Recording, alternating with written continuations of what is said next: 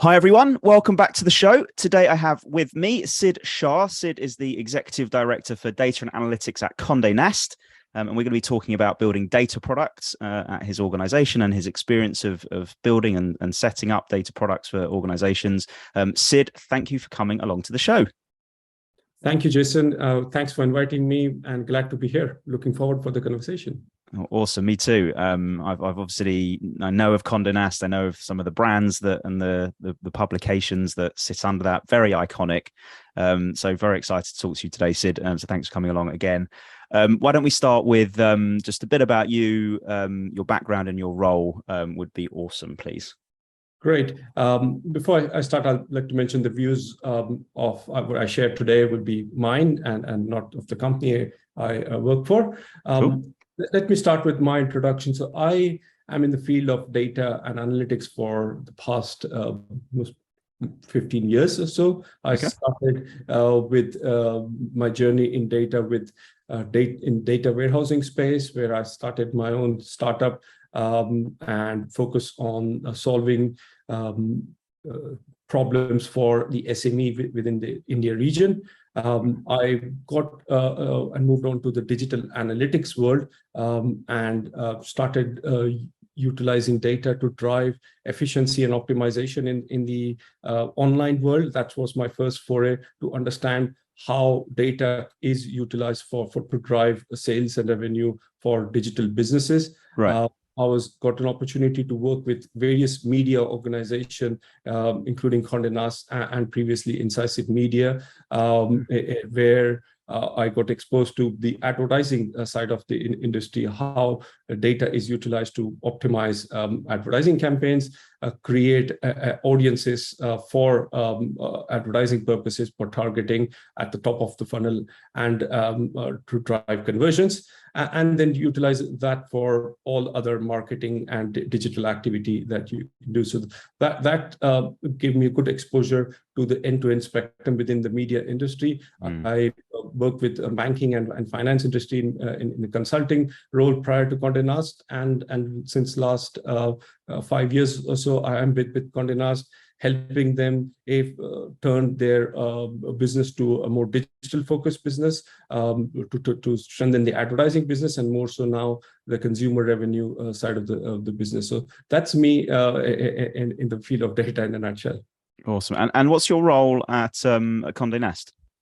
So Condé Nast, I'll give you a long answer because I've been spending some time. I've spent some time at Condé Nast. So I've done various roles at Condé Nast. Right. So let me start with where I started at Condé Nast. So Condé Nast, when I started, was an international business focusing on driving growth for 11 countries. They were forming this new HQ in London to drive the digital business forward. So my role there was to set up the data function and think of all problems that the data can solve for the business, aligned to the business strategy, which was how do you turn a print-heavy business to a digital-focused business and strengthen the digital advertising business from print. So my role there was to set up the data function, build data capabilities that was required for the business, and drive things forward. Fast forwarded it to now, the merger with the US and the international business happened, and we are now a global organization where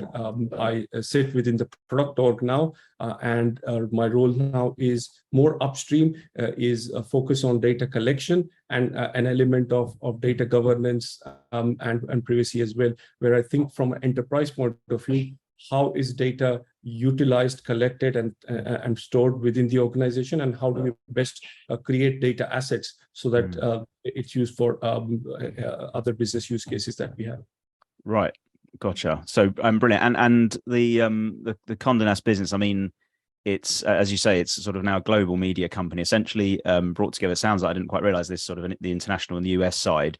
I mean, I mentioned at the start the iconic brands. You've got Vogue, you've got the New Yorker, you've got GQ, Glamour, Vanity Fair, Wired. There's these are big sort of publications. Also, I was reading the number of customers. So 88 million consumers in print, 420 million in digital. Same again over social media platforms, 1 billion video views a month. You're across 32 markets worldwide, all the different countries. And so that's scale, right? That is serious scale. How have you sort of coped with that kind of level of scale? What are some of the things that because that's a big problem to solve, right? And I know in the data world, that I can just sort of imagine some of the challenges that brings across, particularly with the merger as well. But how have you dealt with some of the challenges at that kind of level of scale, at a kind of top level, brings? Yeah, true. I think with the scale of Condé Nast and I think media organization is large, with the sheer audience size they have on various platforms that they operate in, it's truly big data that we're talking about. So there's a lot of problems to solve, right from understanding audience behavior to focusing on creating capabilities or driving revenue and conversions on the side. The way I solved that was trying to understand what does the business need and align the capabilities and the services that me and my team provides to what the business needed at that point of time. So as I mentioned, it started with strengthening the advertising business. Our challenge was, in spite of being present in 12 plus countries, we were on different tech platforms. So there was a phase where consolidation of the tech platform happened. So that brought standardization in data. So that was my opportunity to ensure that every single brand and market that you go, the teams get the same data, and the output of data is consistent. So that was one challenge, and that's how we've solved bringing consistency and an approach that making sure that data is standardized across the board. Then you focus on, as I mentioned, what does the business need at that point, and it was focusing on advertising. So looking at all the data assets that we have. So we have quite a few behavioral data about consumers. We have performance data of the content across various platforms on video, social media. Then we also have consumer data from our audience research to bring it all that together and thinking about what does the advertising teams needs and what does the sales team needs to drive their targets forward. And we created products and platforms for the end advertisers and our internal teams to leverage all the data that we have and use that for better advertising, both from efficiency and scale point of view. And then it moved on to the consumer side of things. So that's how I think about when it scales. Yeah, it's scary, but you start focusing on what does the business need and where can data add value. Yeah, and obviously that helps break down the problem per se to something you can really laser focus your attention, right? Yeah, totally. I think I always like to start thinking about for any role, what are the problems that I can solve and what things where can I add value? I think, and once you try and understand that and understand your stakeholders and what the business priorities are, I like to then align all my capability building strategy and the services that I provide to solving those problems, because that makes it clearer for me and the team to delivery, and it creates an impact and value. I'm a strong believer that capabilities and data platforms are great, but unless it's aligned to what the business needs, and as you can prove that you are providing value to your teams and businesses, it's not doing its job. So I'm always thinking of where are the problems, what can we do? So there's always this piece of bringing capabilities to a level that it's future-proof, but it's also how do you then make sure that there is engagement and from your stakeholders, be it to utilization for decision-making, be it your products that you have built to drive the things for customer experience or for advertising and so on. Yeah, and I think one of the things we wanted to kind of focus on is this idea of data products, and you mentioned data products there when you were talking about kind of the downstream bit you look after, and it have focusing on building data products, has focusing on building data products been a way of supporting that kind of that growth, that evolution, that scale of impact that you're looking to make, and the scale of the organization? Yeah, that's true. I think the data products, there are two ways of looking at data products. And one is building data products that the end consumers and stakeholders can use. So we have at Condé Nast created data products for our internal customers. And the range of products which we can dive into if required. And there are products that we have created that are revenue generating and more focus on advertising and for better targeting, for better enrichment. So these are revenue generating data products, and we have our whole ecosystem of marketing teams, product development teams focusing on those products. But there's also another piece where I think is product mindset and when you provide data as a service, or you're partnering with internal teams, I always like to think of from a product mindset point of view. And what I mean by product mindset is thinking about what the customer needs, understanding where the problem areas are, and trying to build up a solution that works for the customer, for your internal stakeholders, and trying to iterate on that, and always think about, is it adding value, and where it fits, or if it doesn't fit the business and how business are operating. So there are two pieces of data products. I think one is the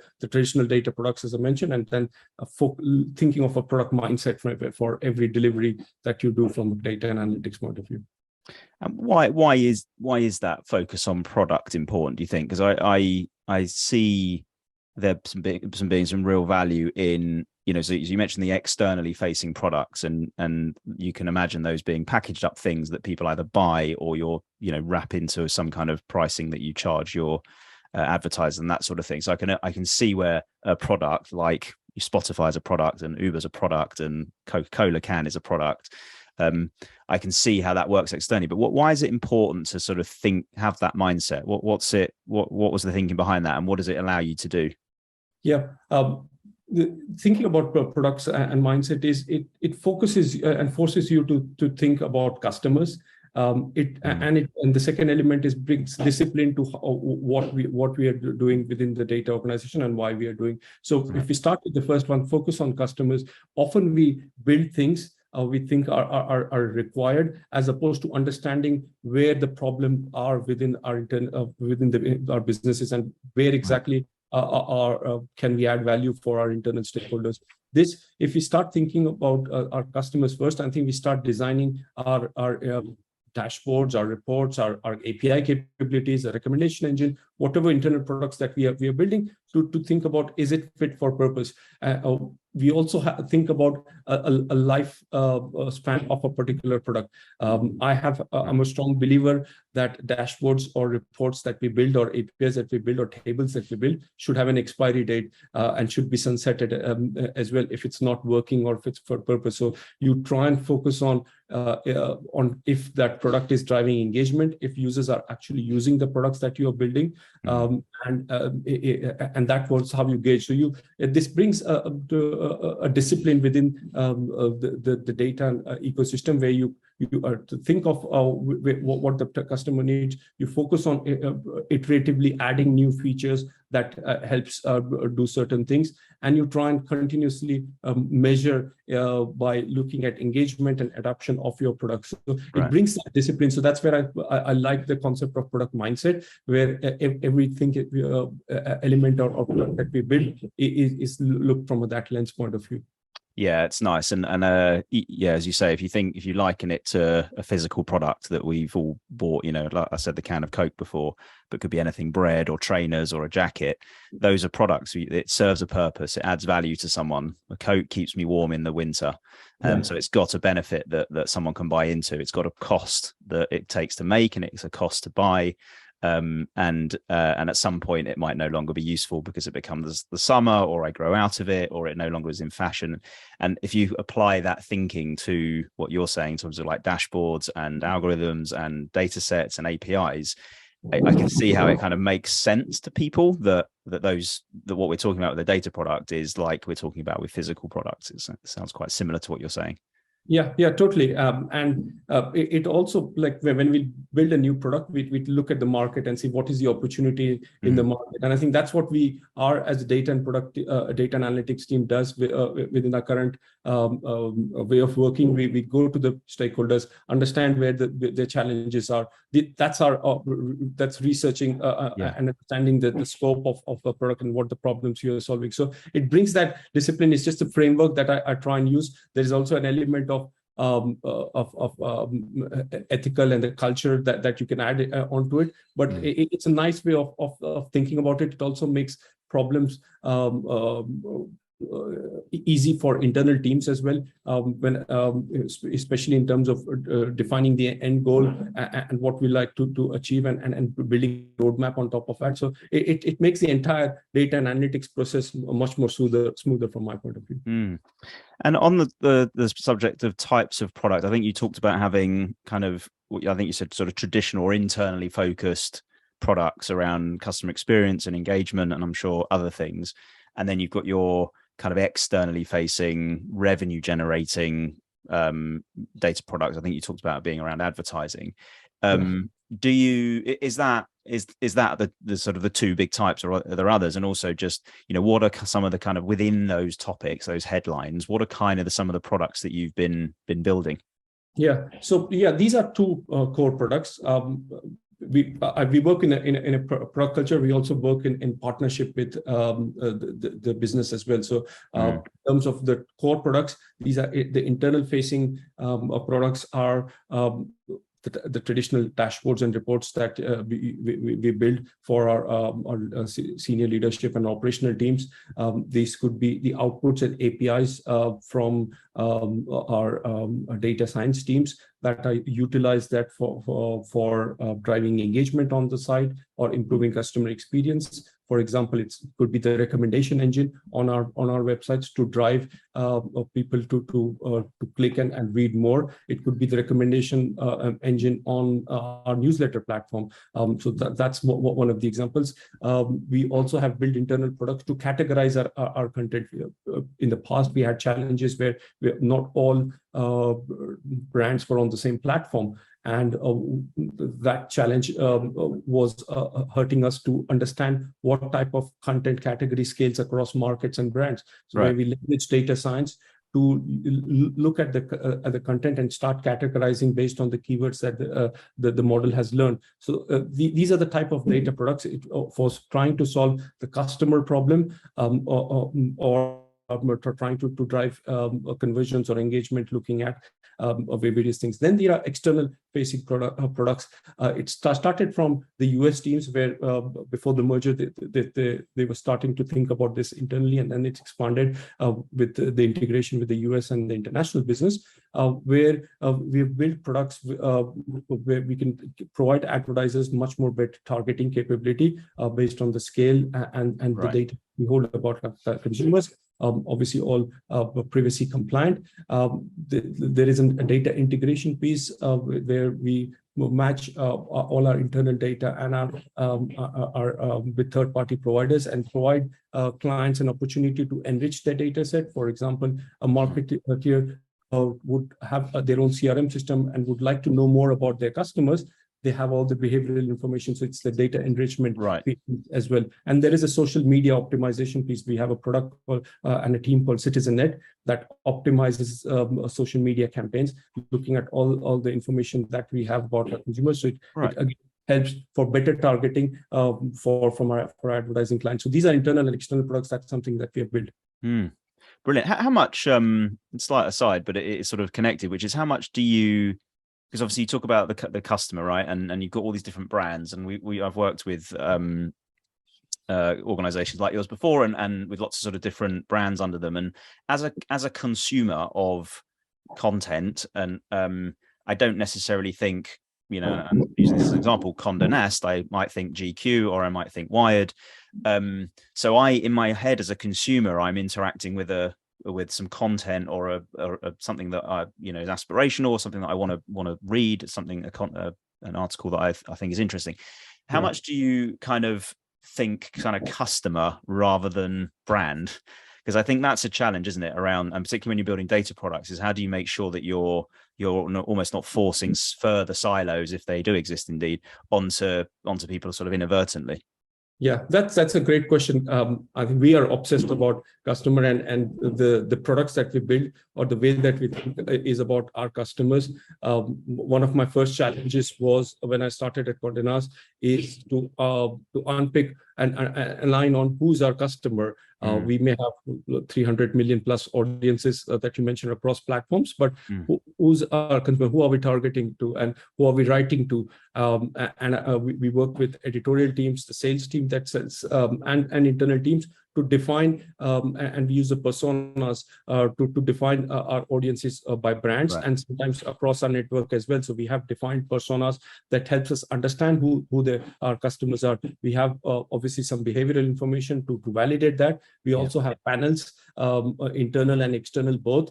We integrate all that and build picture of our customers on who this customer we think are, what are they think about, what are the likes, what are the dislikes for our products and external products. So we build a 360-degree view of our customers to help us then build and create products focused on those customers in market. So customer is quite important. As I said, we use both our internal data that we hold for our customers and try and get more from our customers based on what they tell us and answers. Yeah, so it's sort of a bit of a qualitative and quantitative, but also that, I mean, that's ripe data product heartland, isn't it? Let's build some products that segment our customer base so that we can then go and do it, because just knowing about the customers in their own right isn't value adding, but what you then do is obviously where the impact's really felt. And you've talked earlier in this conversation about where the impact is felt, but that kind of foundational understanding of the customer in the first place is what I guess really drives your ability to then do things like targeted advertising and better placement of ads and all the things that you talked about. Yeah, totally. And again, there are two elements of it. One is the customer. You need to understand and be close to the customers. You can do that by looking at all the data that you have collected about customers or the data that you hold internally, but also not necessarily customers would say the same thing and would do the same thing on the website. And this is something I've had great discussions with my research teams and international and local teams on how the behavior of a customer is different when they are answering qualitatively and when they're doing things on. So it's that knowledge that brings us more closer to the customers and understand what they're really planning to do and how they act. And we also use this to validate our advertising as well. Our advertising, as you mentioned, is top of the funnel. It's more our content is aspirational. So we use this for advertising ad effectiveness studies as well to go and validate what do they think about the advertising that they saw their feeling about a brand or about a content. So this is quite important. So getting close to as close to customers as possible is quite important when you're building a data products. And in this case, it's our external customers that are helping us build internal products as well. So as a data person, you have to think of both customers, internal customers. For me, there are three customers: internal customers, which are my stakeholders who are utilizing the products that we have created. Our core customers, that someone like you visiting our site and who you are and what you like or dislike, and our B2B customers, which are our advertising customers who are spending dollars on our platform to drive their marketing campaigns. Fascinating, very exciting opportunity there. I wouldn't mind moving on to actually the we talked about scale at the start and sort of how you've coped with that, but I guess more operationally, how have you coped with that and how you've set yourself up, how you've, the structure of the team, how you interact with those different customers that you just called out, and how you kind of motivate people to work in this way. It'd be really interesting just to kind of hear a little bit about how you've set yourself up for success here. Yeah, sure. So I'm always a believer to create teams and resources based on what the business needs at that point of time, and then what I need to build for success. So I started with a very flat structure. The team and the business was quite new when I started. I was the 30th person within Condé Nast International at that point of time. Right. We were still scaling up. So I was the first person in data analytics. So I built a team with a very flat structure to focus on what is the need for the business. That at that point was capability, partnering with product and marketing teams and the leadership teams to help them answer questions. There were a lot of questions. What is the customer behavior looks like from market A to market B? How is market A? Why is market A performing, or why is brand A performing more than brand B? What are the drivers? So helping them answer those questions so that help them create strategy. So I created this structure where there are specialized analysts that focuses and partners with the business, and there is another team on the engineering side that starts to build those capabilities that is required. As the team matured and as we started having more matured marketing and product teams, then I had focused product analytics team that were supporting the product development process in terms of platform consolidation, feature building, A/B testing, and so on. And then the marketing and editorial teams partnering with editorial teams to help them understand what's performing, or marketing teams to help them drive efficiency on their side of things.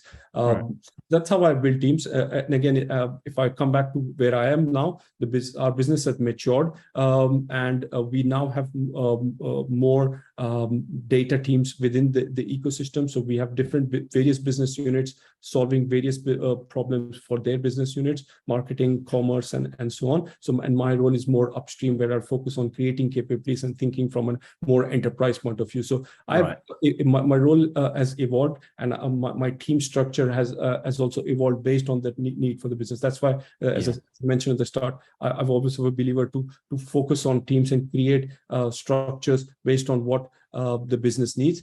In terms of your other question about how do you to motivate people, I have a framework where we have goals, yearly goals for what the team needs to achieve. I'm very clear on believer of creating those goals for my team. That helps me articulate, as I mentioned, problems that we need to solve and where they can add value, and then create individual goals for team members. We have our framework within the HR systems as well to create goals for at an individual level, at a team level, and at a micro corporate level as well.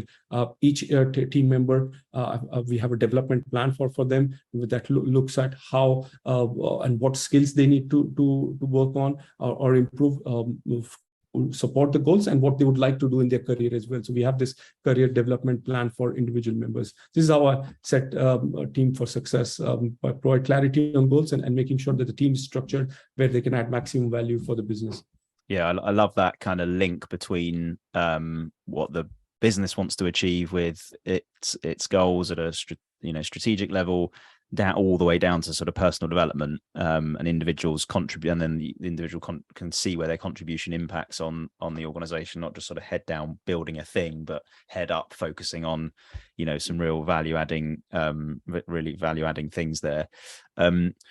Just back on the kind of structure you mentioned there, so it sounds like you're kind of like a hub and spoke model, and you're running the hub, and each, I don't know if it's business unit or brand or department or country, but locally there are data and analytics teams that are they doing, and it sounds like they're doing more of the kind of sort of targeted analytics that supports what they're trying to achieve, and you're providing capability and data products that allow them to do that. Yeah, totally. So I started with a hub and a spoke model where I had a central team building capabilities and functional teams supporting various business units. So that was one model. What we have now is I would say an expanded version or a multi-hub and spoke model where we have central teams like my team doing the same role, and then supporting other business units. But each business unit also have their own central team. So, for example, the marketing team, because of the sheer volume of brands and markets that we operate in, that works. So even in the marketing team, they have a centralized team. They work closely with my hub as well. But that hub focuses on how do you drive efficiency or how do you use data for the marketing and editorial development side of things. So we work in a multiple hub and spoke model now. Again, there is no right or wrong answer, but it helps create a good parallel where one hub is focusing on building capabilities, thinking about the future. Another hub is focusing on how do you drive knowledge sharing within their business unit and drive engagement for the business. And that hub, both hubs speaks to each other on a regular basis. There are collaborations on how do you share knowledge across these hubs, but that's the model that we use right now. Yeah, no, I can see that. At the scale and at the sort of complexity of the organization level, I think you need that mechanism. One of the roles that we see and advocate actually in a very product sort of led organization, or certainly data organization like you've got and set up there, is the idea of the capability of product management, and then the role of product manager. it's you haven't really kind of mentioned that as a role, but I just wondered if how have you created the craft of product management, and particularly in the way you set up with hubs and hubs engaging and spokes potentially engaging. Do you have that kind of concept of data product managers, or is that just done within the team and the different roles that people have? Yeah, it's a mix of both, and again, this is something that we are still looking and evolving as a business.